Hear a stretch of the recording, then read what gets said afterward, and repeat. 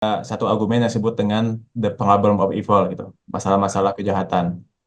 Argumen ini berbunyi singkatnya kayak gini ya, bahwa ide akan keberadaan Tuhan yang Maha Kasih dan Maha Kuasa itu betul-betul enggak kompatibel dengan adanya penderitaan di alam kita.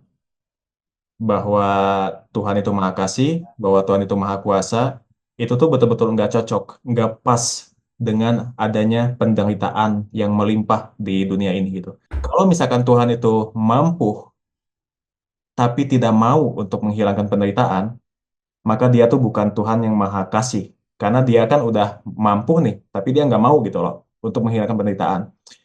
Kita balikin, kalau misalkan Tuhan itu mau, tapi dia tidak mampu untuk menghilangkan penderitaan, maka Tuhan tuh bukan Tuhan yang Maha Kuasa. Karena dia udah mau nih, dan tapi dia nggak mampu, makanya dia bukan Tuhan yang Maha Kuasa.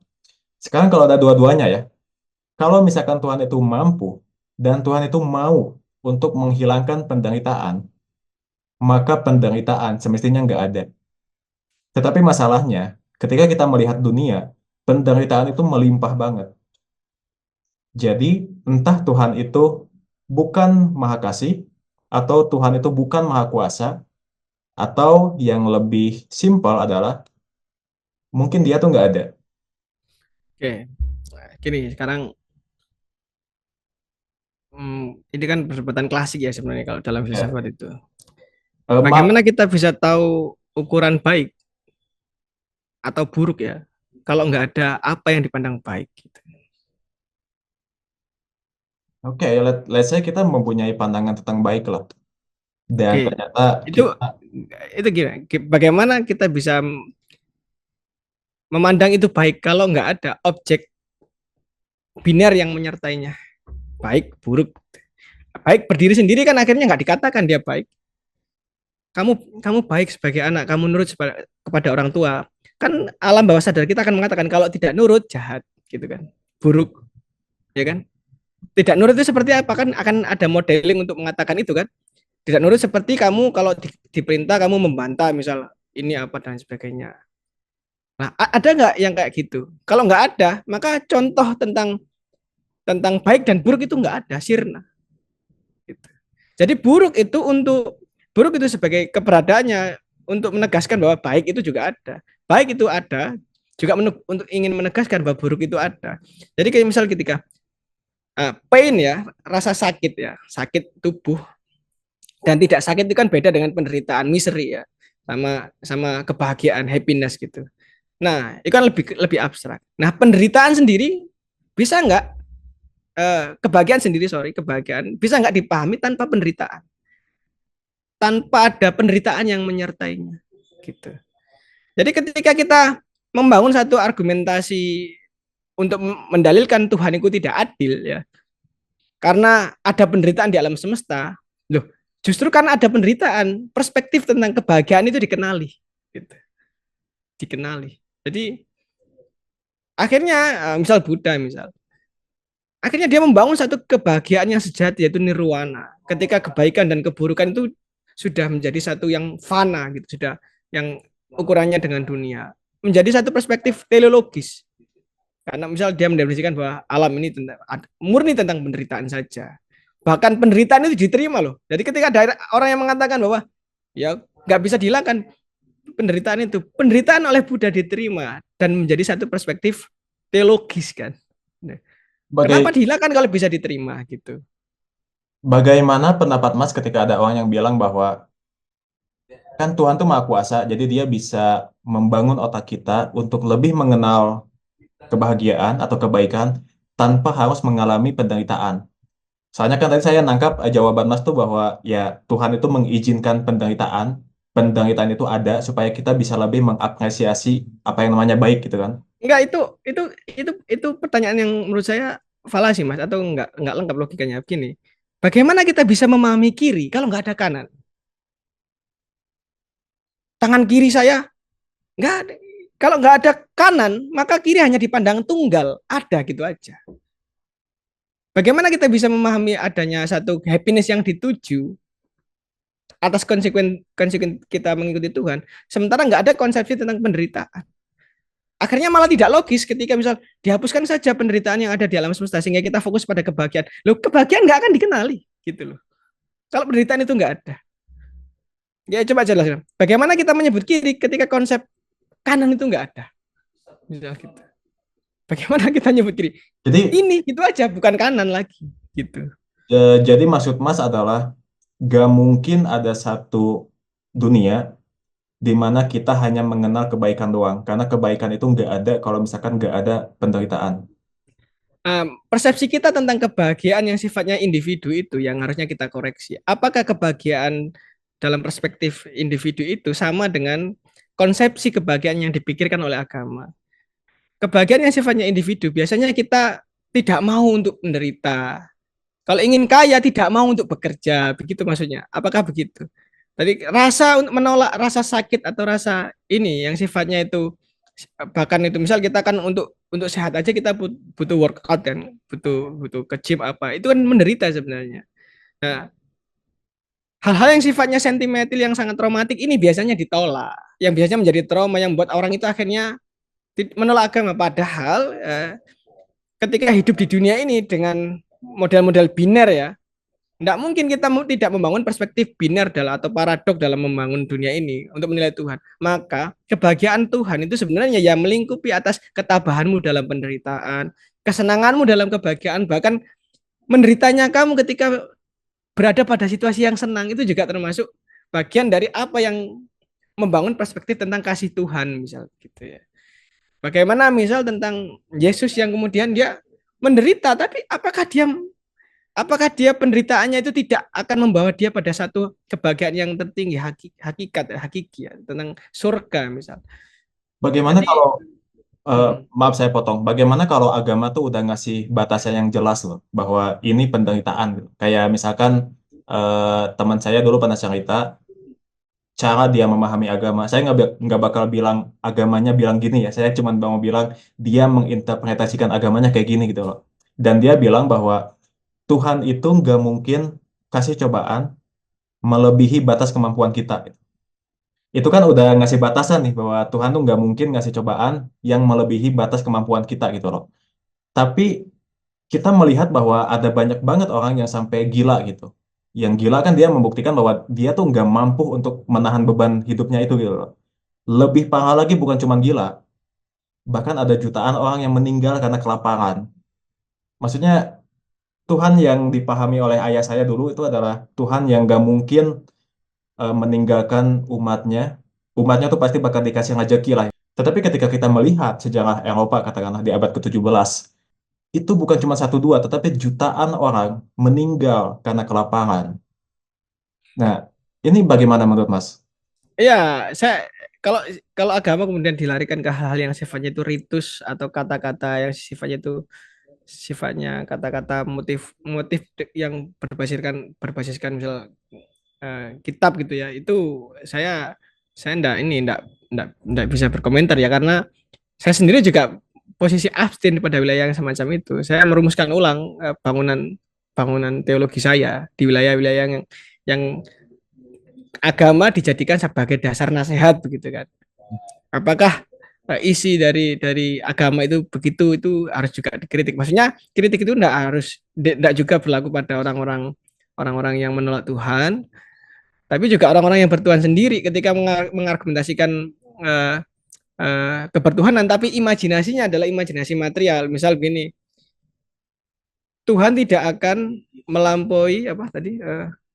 Tuhan tidak akan mencoba umatnya melalui lebih dari apa yang dia mampu. Kalau misal Tuhan pengen dia nggak mampu gimana? Misal gitu. Dari perspektif untung rugi yang dibangun akhirnya kan. Nah itu menurut saya enggak menarik. Ya, akan menjadi menarik kalau misal begini. Kalau kita tafsirnya lebih bersifat universal, akhirnya terjadi semacam apa ya? Semacam apa ya? Kalau dalam bahasa Jawa itu lungiding pasemon gitu. Ada semacam kayak tafsir yang sifatnya itu filosofis tapi teologikal gitu, yang lebih mendalam dan lebih luas akhirnya. Misal kata kata apa cobaan Tuhan kita maknai akhirnya. Ketidakmampuan kita maknai. Apakah kemudian berefek pada misal ketika orang mati apakah larinya kemana gitu. akhirnya filsafat ketuhanan terbangun di situ. Tidak hanya sekedar motivasi ya apa yang sifatnya itu materialistik juga. Barang siapa yang bersungguh-sungguh maka dia akan mendapatkannya. Kadang kita juga tidak dapat kan, maksudnya ada aspek-aspek lain yang ini. Jadi kalimat motivasional itu bolehlah kita pakai sebagai satu dasar. Cuman kalau kalau yang argumentasi yang dibangun juga material ya material apa alam ini bekerja lebih kompleks daripada prinsip kita itu sendiri. Jadi ya nggak bisa juga harus ada tafsir-tafsir yang lebih progresif terkait agama ya. Dan sebenarnya sudah banyak juga yang harus kita baca di situ. Kalau Eh, menurut saya begitu. eh, Sebetulnya ada masalah yang lebih gede lagi gitu loh, bahwa yaitu masalah yang dialami oleh hewan. Karena Hmm. ada sebuah pohon yang pohon ini yang runtuh karena angin menimpa seekor rusa. Ya, ya. Hmm. Dan rusa ini dia kakinya kena dan dia nggak bisa jalan kemana-mana. Dia Hmm. cuma di sana doang menderita menunggu kematiannya. Hmm. Coba bayangin penderitaan yang tidak bermakna kayak gini gitu maksudnya. Kalau misalkan penderitaan yang dialami manusia lah kita bisa ngambil makna gitu kan bahwa ya katakanlah penderitaan ini supaya kita bisa lebih mengenal akan kebaikan gitu loh. Itu Hmm. kalau penderitaan yang dialami oleh manusia ya. Tetapi bagaimana dengan penderitaan yang dialami oleh hewan ini gitu loh, yang tertimpa oleh pohon, kakinya kena dan dia menderita menunggu sampai mati. Gini, apa itu yang kemudian juga terjadi dalam cara Dawkins menjelaskan tentang misfiring gitu ya. Misfiring apa salah salah alamat gitu. Jadi ketika kita membahas tentang penderitaan, perspektifnya kan manusia, humanisme. Sementara hewan itu punya moralitas yang berbeda juga gitu. Cara kita me- menerjemahkan hewan itu menderita atau tidak itu sebenarnya kan ada kayak apa ya ada gap gitu ada jarak gitu. Nah oke lah kita pakai misal perspektif humanisme untuk menyatakan dia menderita gitu. Ya tinggal dirawat aja kan, tinggal di ini apa bagaimana dan sebagainya, dijaga, dikonservasi supaya dia itu lestari apa dan sebagainya. Apakah Tuhan tidak ada pada hewan itu kan keadilan hewan sorry keadilan Tuhan itu kan itu kan dalam perspektif humanisme maka dia tidak berlaku di hewan, ya kan? Bagaimana kalau misalkan kita belum ada di dunia gitu? Kita kita secara evolusinya kita tuh baru ada di sini katakanlah 300.000 tahun yang lalu gitu. Sebelum itu ada banyak hewan-hewan yang sudah ada di alam sebelum kedatangan kita gitu. Hmm. Bagaimana dengan hewan-hewan itu yang menderita? Kita kita bisa bayangkan penderitaan yang infinite, yang Enggak, kata-kata penderitaan kan sudut pandangnya kan humanisme mas apa etika dan estetika yang disimpulkan oleh manusia. Hewannya sendiri kita kan nggak pernah tanya obrolan antar hewan itu gimana. Nggak bisa kita bayangkan gitu loh. Itu hanya common sense kita aja gitu loh. Tapi kalau kita mau jujur kita nggak pernah tahu sebenarnya. Kucing itu kalau dia mau menjelang dia ke mati apa atau meninggal gitu, dia kan menyepi dari kerumunannya sampai kemudian bahkan ada satu model di mana dia itu kalau bisa meninggal itu nggak ditemukan mayatnya gitu kan. Makanya banyak kucing-kucing meninggal itu kadang kita sulit mencari mayatnya. Itu kan ada semacam apa ya? Apa kalau dalam ilmu sifat hewan itu namanya apa ya?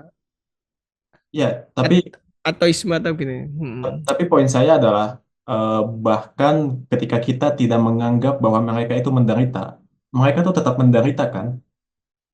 Nggak tahu. Oh masa? Nah, kayak gini, kata menderita itu kan humanisme. Bahkan ketika kita tidak menganggap menderita hewan itu, apakah dia menderita loh? Apakah dia menderita? Kata penderitaan itu kan ditanyakan lagi. Mungkin ada satu moralitas yang koresponden dengan kata penderitaan di hewan itu. Tapi apa bentuknya kita nggak tahu. Itu cara kerja ilahiyah misalnya kalau kita percaya Tuhan terhadap hewan itu sendiri. Tapi cara kita berinteraksi dengan hewan ya dengan pendekatan humanisme, jangan sakiti hewan, apa dan sebagainya.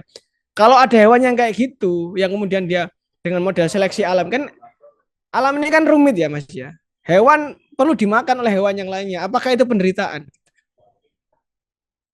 Nah, Wait, apakah apa dia yang berada pada rantai makanan kedua, ketiga misalnya. Apakah dia dijajah gitu? saya saya pengen tetap mengejar yang tadi ya, bahwa Iya, penderitaan itu adalah konsep yang kita kasih pada hewan gitu kan. iya, Nah, jadi saya membayangkan kalau misalkan ada suatu waktu, ada suatu zaman di masa lalu di mana kita nggak bisa memahami bahwa hewan tuh menderita. iya. Apakah ketika kita menyiksa hewan, hewan itu nggak menderita? Hanya karena kita tidak memahami akan penderitaan hewan. Menyiksa itu apa, Mas? Kan gini, apa itu kan gini. Kali itu kan seperti ketika bertanya, bisakah Tuhan mengangkat sesuatu yang dia sendiri tidak bisa mengangkatnya? Gitu. Itu kan seperti itu sebenarnya model pertanyaannya.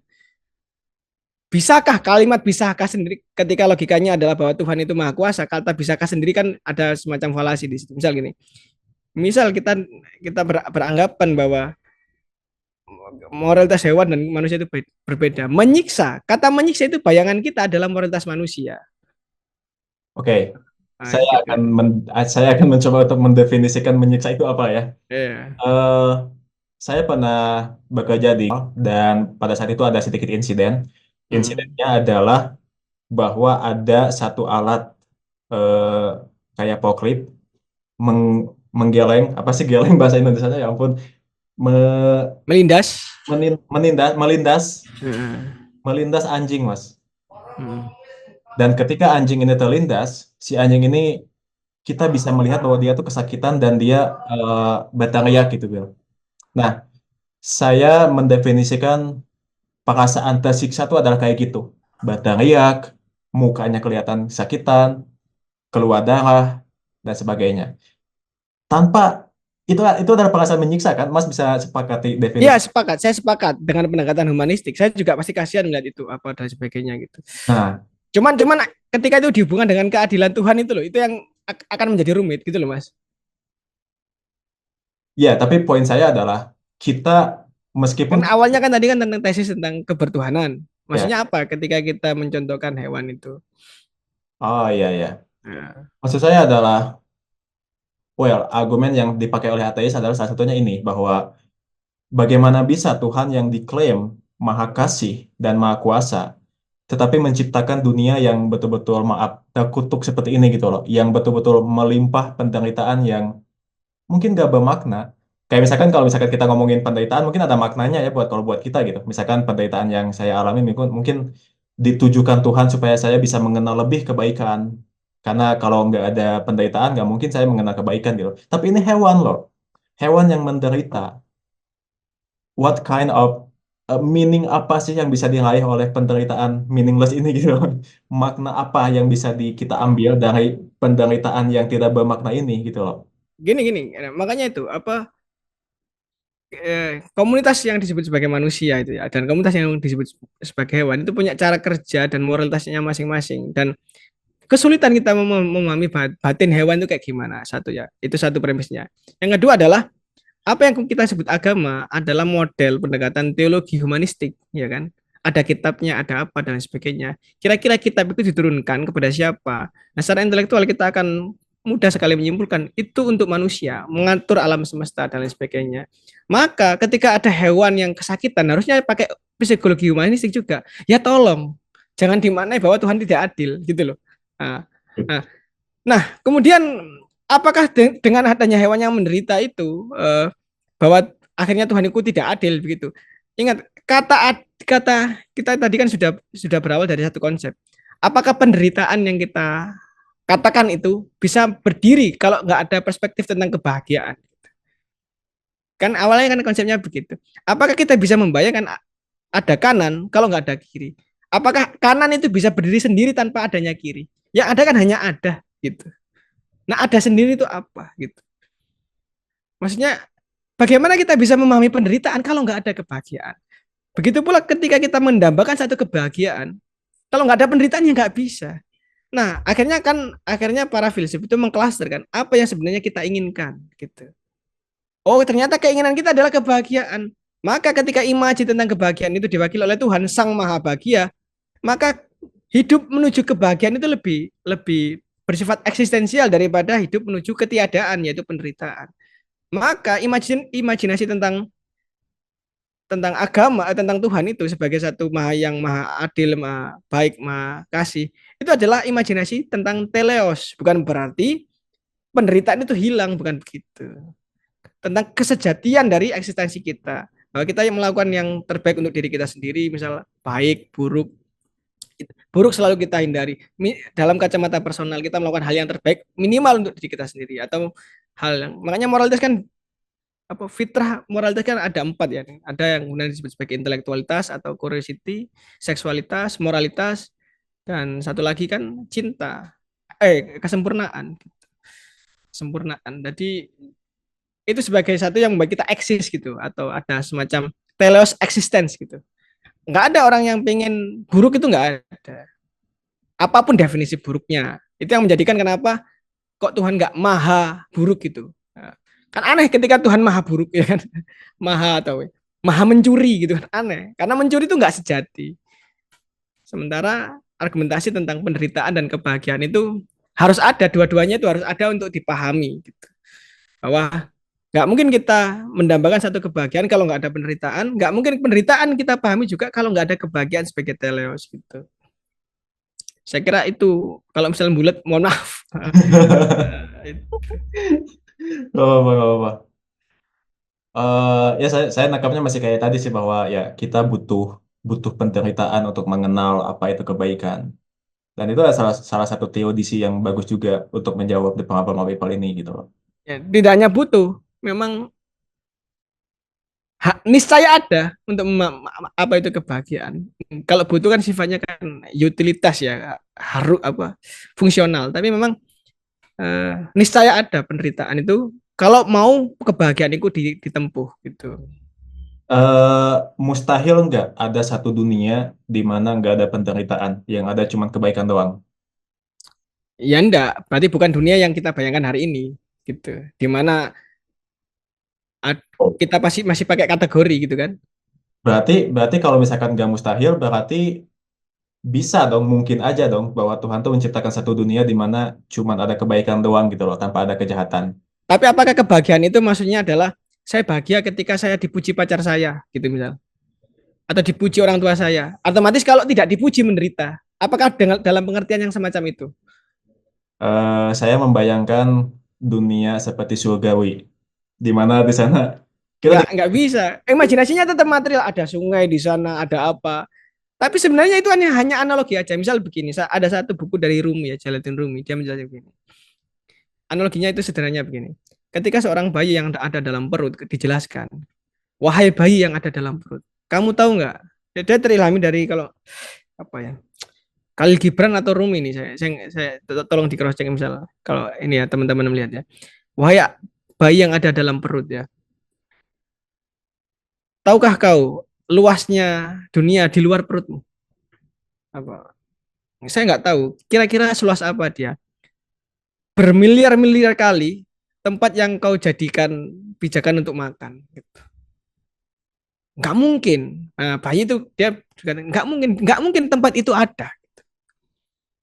Di mana kau bisa untuk menggerakkan tanganmu, bahkan ketika kau merentangkan tanganmu, kau rentangkan sampai sampai panjangnya itu bermiliar-miliar kali, itu bisa tanganmu gitu. Nggak mungkin ada. Ketika bayi lahir, dia itu menangis kaget, ternyata ada gitu. Itu puisi ya, cuman itu untuk mengkiaskan bahwasannya apa yang kita bayangkan ke, termasuk kebahagiaan, termasuk penderitaan ya, di dalam neraka, di dalam surga misal kalau kita percaya itu tidak sama dengan apa yang kita bayangkan hari ini. Kalau sama itu imajinasi hari ini sebenarnya. Tapi kita mendambakan itu sebagai misal karena kita itu eh, pada dasarnya sifat dasar manusia itu melakukan hal yang terbaik untuk dirinya, termasuk kasih untuk dirinya sendiri. Maka Tuhan dengan simbol maha kasih itu diperlukan.